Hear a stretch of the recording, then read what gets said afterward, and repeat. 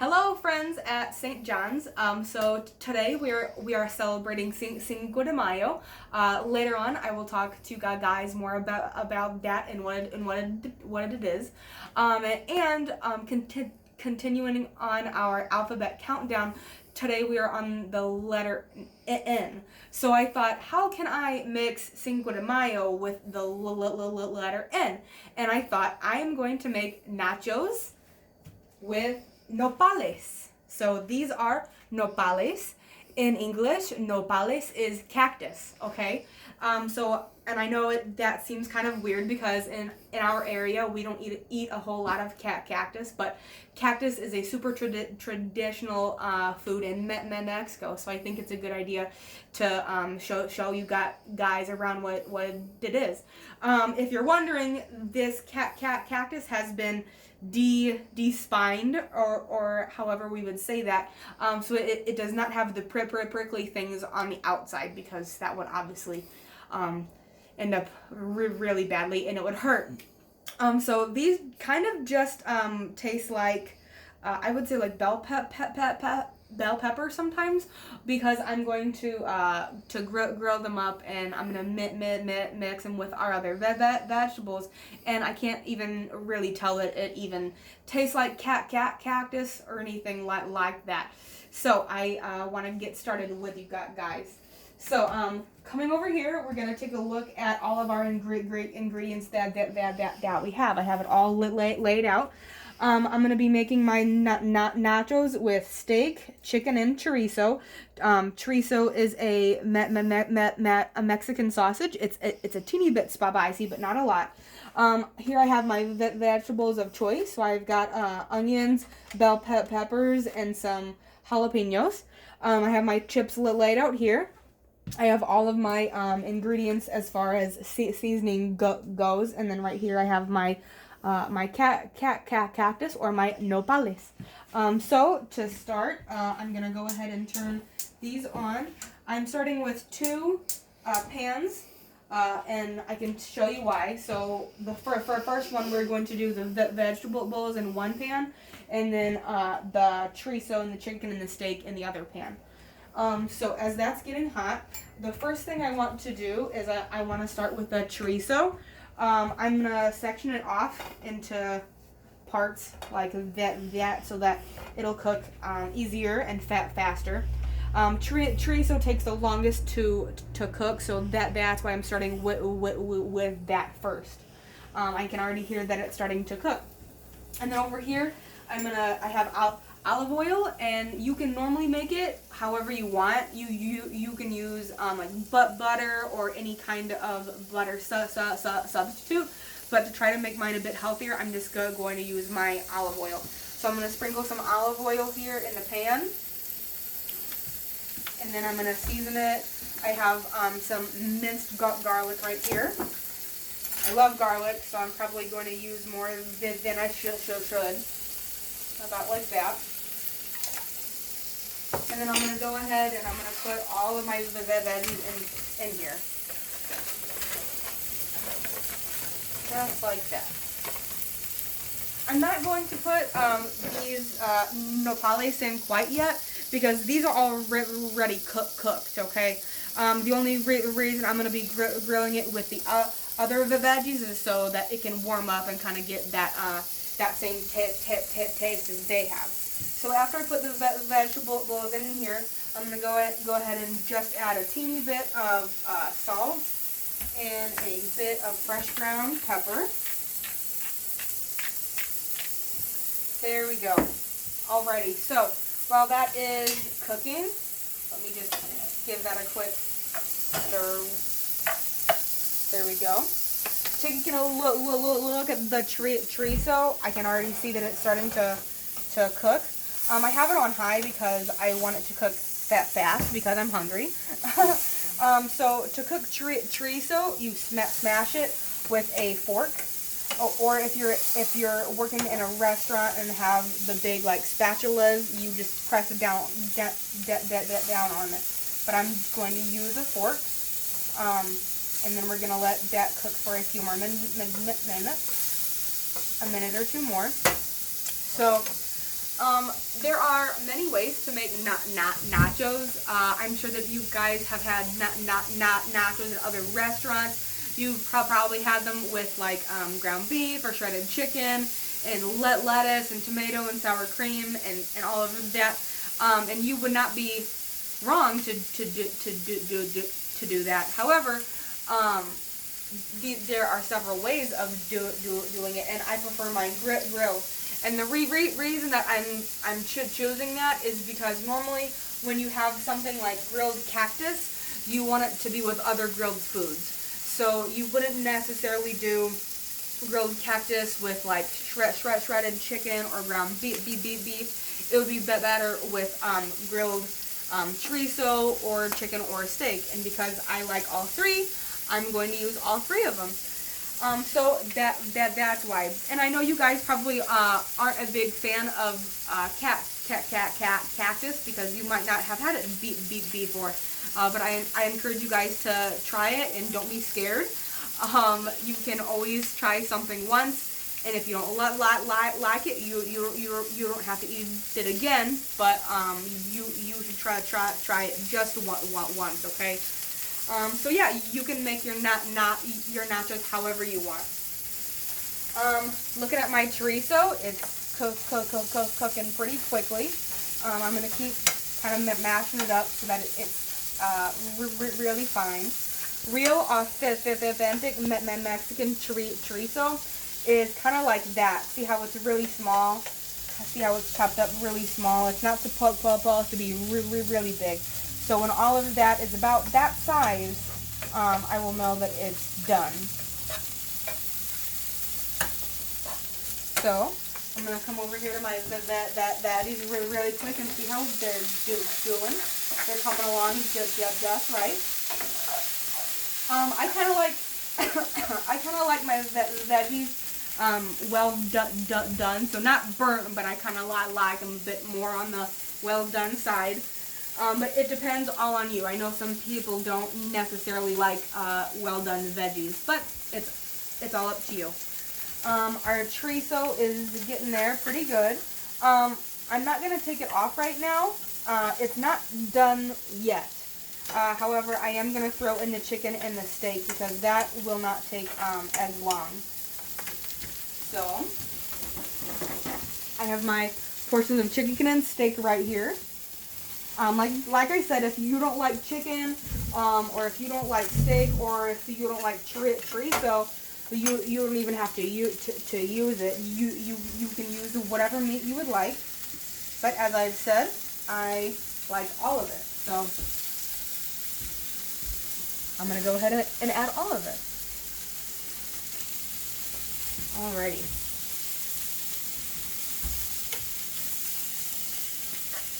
Alright.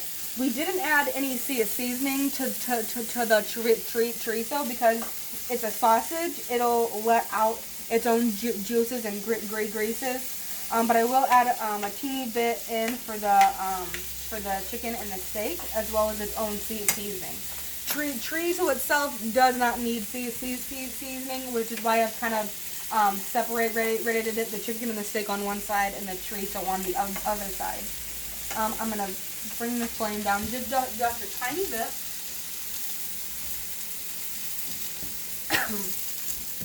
So right here, I'm gonna add just some salt. Over here, I'm gonna add some pepper. And then I have my own mix for chicken and steak. It's kind of like a chili powder cumin mix. So I'm just gonna put a teeny bit on that because I don't want it to overpower the chorizo. So now that I have that, I'm going to let that cook for a few minutes. And I'm going to continue to let the chorizo do its thing over there. And then coming over here, my veggies seem to be doing fine.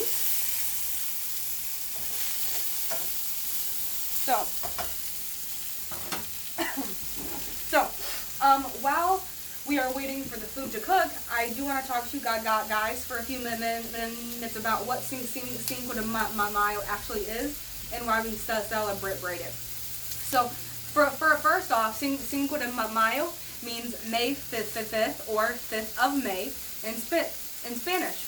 A common misconception is that Cinco de Mayo is Mexico's Independence Day, and actually their Independence Day is September 16th. So Cinco de Mayo goes way back onto excuse me, on May 5th, 1862.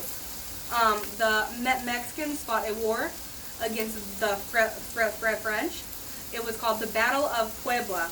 Puebla is the name of the state in Mexico that it took place at. It was a big deal because the jalapenos are really spicy, so it's causing it to get in the air. So the reason why it's the big deep deal is because the Mexicans fought the French, and that was not a war, or a battle, I should say. It was not a battle that they should have won in the first place. First of all, France is a much richer country, and so they had more money, and they had more guns and better guns than Mexico had. And not to mention, the Mexicans had 4,000 men, and the French had 8,000. So that means that the French had actually double of the Mexicans. So the French were really kind of cocky. They knew that they were going to win, so they didn't even bother prepping their guns, because they were just so cocky and sure that they would win. So the big deal about Cinco de Mayo is that the Mexicans should not have won, and they did. The reason why they fought there is because the leader of France, his name was Napoleon III. He actually wanted that as a base area for the Confederate Army from the Civil War. Can you imagine if the French would have won? That would have caused, obviously, it would have caused a big change in the results of our Civil War. So it's probably a good thing that the Mexicans won. After they won the battle, it was made a national holiday in Mexico, but they stopped doing that years after. The reason why we started to celebrate it here in the United States is actually because of FDR. FDR wanted to make good friends and make allies with our neighboring country. The biggest place in the world that has the biggest party for Cinco de Mayo is actually in Los Angeles. That big party takes place on a street called Olvera Street, where it's blocked off, and it's just tents with food and drinks and dancing and stories. So all of the fun stuff that we enjoy for Cinco de Mayo. So we're going back to our food here. We are coughing because the jalapenos are super hot, which is okay, which is exactly how I like them. Our meat here is almost done. The steak can be a teeny bit pink, but as we know, chicken cannot be. So we're now we're gonna mix it in, so it'll all have that good flavor. Our veggies are fine. Now it's time to add in our nopales. Okay. So first of all, we want to wash them. We want to wash them so that they're all good and clean. Whoops. Technical problems here, guys. Hold on.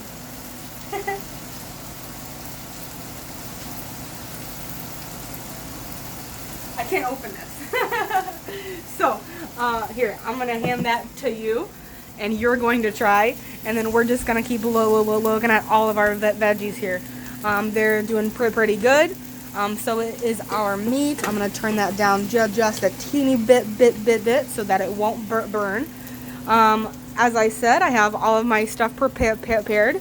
I just have to open up the Nopales really quick.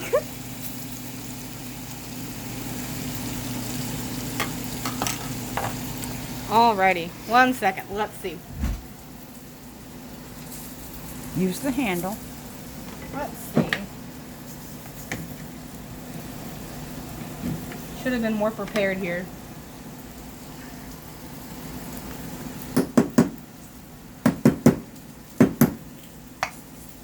Finally, there we go. Alrighty, I'm not going to use all of them. So I'm going to come over here to the sink. I'm going to try to strain them a teeny bit. I only want about that much, not a whole lot. I'm going to rinse them off and strain them really good like that. And then I'm going to come over here and I'm going to add them to our veggies.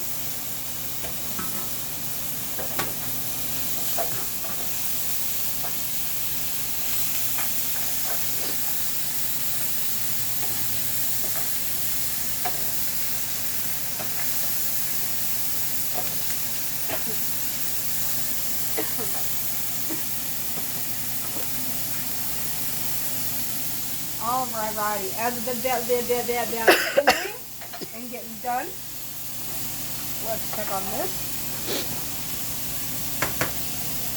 Alrighty, our meat is done, so I'm going to go ahead and turn it off. And right here, see how it's kind of black and overcooked? I like it like that. These are now done. So, what we have to do is we're going to come over here. I have my chips right here. I'm going to go ahead and I'm going to pour the meat on. It's not a big deal on what order you use. You can put the meat on first, the veggies on, however you want.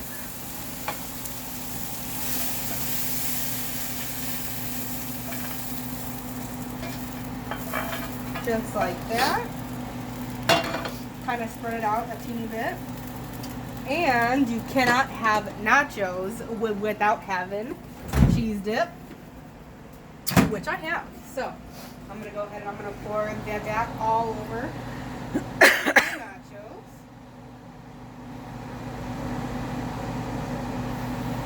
Alrighty, guys, and that is my finished product. I encourage you to make your own nachos at home, and I hope everyone has a great day, alright? Gracias, friends. Adios. Bye.